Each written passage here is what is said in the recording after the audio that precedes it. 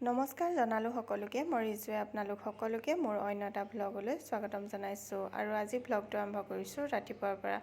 আৰু এয়া ৰাতিপুৱা মৰ্ণিং ৱাক কৰি আহিয়ে চাহ অকণমান খাই লৈছোঁ। তাৰপিছতে আৰু এয়া যুদ্ধ কামত লাগি গৈছোঁ, মানে কামৰ যুদ্ধ। এয়া দেখিছে নহয়, বস্তুবোৰ অকণমান চিজিল কৰি লৈছোঁ। তাৰপিছতে এয়া মই ঘৰ সাৰিছোঁ। ঘৰটো চুক কাণ মাৰি নাসাৰিলেও ভাল নালাগে। আৰু সদায় সাৰি থকা হয়, তথাপিও ইমান ধূলিনো ক'ৰ পৰা আহে ধৰিব নোৱাৰি। আৰু ইয়াত দেখিছেনে, ছোৱালীয়ে কালি কিতাপ পঢ়ি টেবুলখন কেনেকৈ এৰিলে। কিতাপো পঢ়িলে আৰু ৰাতি আকৌ কিবা বনায়ো আছে। এইটো দেখিছে নহয়, তাই কি বনাইছে, কাপেদি কিবা বনাই আছে, ফুল বনাই আছে। তাৰপৰা এয়া তাইৰ টেবুলখন অকণমান সামৰি ল'লোঁ। সামৰি লৈ তাৰপৰা ঘৰটো অলপ সাৰি লৈছোঁ। ছোৱালী শুয়ে উঠা নাই। আৰু এয়া গোটেই কাগজ চাগজ তলত পেলাই মেলি অৱস্থা নাইকিয়া কৰি থৈছে। ধুনীয়াকৈ সাৰি লৈছোঁ। সাৰি লৈ পিনি আজৰি হৈ এয়া কালি ৰাতি তিয়াই থৈছিলোঁ কাজু বাদাম, তাৰপিছতে খিচমিচ, কেঁচা বাদাম তিয়াই থৈছোঁ। এতিয়া ছোৱালীকো দিছোঁ, দেউতাকে খালে বাৰু। এতিয়া ছোৱালীয়ে মই খাবলৈ লৈছোঁ। তাই নেখাওঁ কৰি আছে, হ'লেও তাইক মই মানে বকি আছোঁ, কেলৈ নাখাবি, খাই আহি বুলি। লগতে আকৌ বহাই লৈ তাইক খাবলৈ দিছোঁ। তাই এলমণ্ডটো খাই পিনি বহুত বেয়া পায়, হ'লেও তাইক বকি মানে খুৱাবলগীয়া হৈছে। খালে আৰু, হ'লেও 3টামান এৰি দিলে। মোক কৈছে তুমি খাই পেলাবা। তাৰপৰা আহিলোঁ এয়া পাকঘৰলৈ বুলি। পাকঘৰত এতিয়া ছোৱালী স্কুলো যাব যিহেতু, সেইকাৰণে ভাত পাতি ৰেডি কৰিছোঁ। ভাত দাইল হৈ গ'ল, ভাতটো পাতি আছোঁ বাৰু, দাইলটো হৈ গ'ল।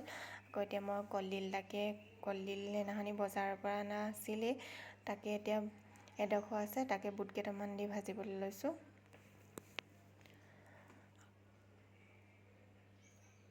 স্কুল বন্ধ থাকিলে পাতলীয়া আহাৰ মানে ব্ৰেকফাষ্টত খোৱা হয়, আৰু স্কুল খোলা থাকিলে কেতিয়াবা ভাতেই বনাই দিওঁ একেবাৰে। আৰু তাইও যেতিয়া যিহেতু ভাত খায়ে যাব, সেইকাৰণে ভাতকেইটাও একেকোবে বনায়ে দিওঁ। আৰু এয়া কলডিলৰ ভাজি মই বনাই আছোঁ।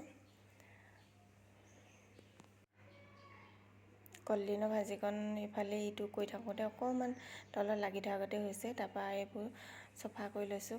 পাকঘৰটো বৰ খিচমিচ হৈ থাকিলেও ভাল নালাগে, যিহেতু পানী চানী পৰি অৱস্থা নাইকিয়া হৈ গৈছিলে। তাকে আকৌ চফা কৰি লৈছোঁ অলপ। তাৰপিছত এতিয়া ভাবিলোঁ তিতাকেৰেলা আছে অনা হয়, তিতাকেৰেলাকে অকণমান ফ্ৰাই কৰোঁ। চকলকৈ কাটি লৈছোঁ। তাৰপিছতে আৰু নিমখ হালধি সানি পিনি তাৰপিছতে ফ্ৰাই কৰি দিম। ইয়াত পিছে মই মছলাও এড কৰোঁ দেই, তেতিয়া মানে খাই ভাল লাগে। ৰেড চিলি, ধনিয়া পাউডাৰ, জিৰা পাউডাৰ যি আছে সকলোবিলাক দি দিওঁ। আৰু দি পিনি তাৰপিছতে তেলটো অকণমান সৰহকৈ দিওঁ। সৰহকৈ দি পিনি তাৰপৰা তিতাকেৰেলাখিনি অকণমান ফ্ৰাই কৰোঁ, তেতিয়া মানে তিতা ভাৱটো নাথাকে। আৰু তেলটো অকণমান সৰহকৈ দিলে মানে। আপোনালোকে তিতাকেৰেলা ফ্ৰাই কৰি খায়নে বাৰু?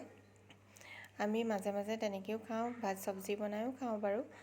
তাৰপিছত বেছিকৈ ফ্ৰাই কৰি খোৱা হয়। তাৰপৰা এয়া তিতাকেৰেলা ফ্ৰাই কৰি আছোঁ। আৰু এইফালে ভাবিলোঁ চালাড অকণমান বনাই লওঁ, সেইকাৰণে তিয়ঁহ এটা কাটি লৈছোঁ। কাৰণ ভাতৰ লগত চালাডটোতো থাকেই। তিয়ঁহে পিঁয়াজে চালাড বনাম আৰু। তাৰপিছতে এয়া দেখিছে নহয়, কোমোৰা আৰু আলু ভাজি অকণ আছিলে কালি, তাই ছোৱালীকে বোলো অকণমান খাবলৈ দি দিওঁ। তাৰপৰা দাইল দিছোঁ, ভাত দিছোঁ। বেছি নাখায় তাই, কলডিলৰ ভাজিও নাখায়। কলডিলৰ ভাজিকণ তাইক মই বকি খুৱাইছোঁ। তাই কৈছে মা খাবলৈ বেয়া হৈছে বুলি কৈছে। মই বোলো একো নহয়, সেইকাৰণে ময়ো অকণমান খাই চাইছোঁ, মিছা কথা নকবি বুলি তাইক মই বকিছোঁ। বকি লৈ আকৌ এয়া স্কুল যোৱাৰ আগত মানে ভাতকেইটা খুৱাই দিবলগীয়া হৈছে। যদি তাইক মানে ভাতকেইটা নিজে খাবলৈ দিওঁ নহয়, তেতিয়া ভাতকেইটা নাখায়, গোটেই ভাতখিনি এৰি থৈ গুচি যায়। সেইকাৰণে যদি সময় হয় মই নিজে খুৱাই দিওঁ। আজিলৈ ইমানেই, এতিয়া আহোঁ, বাই।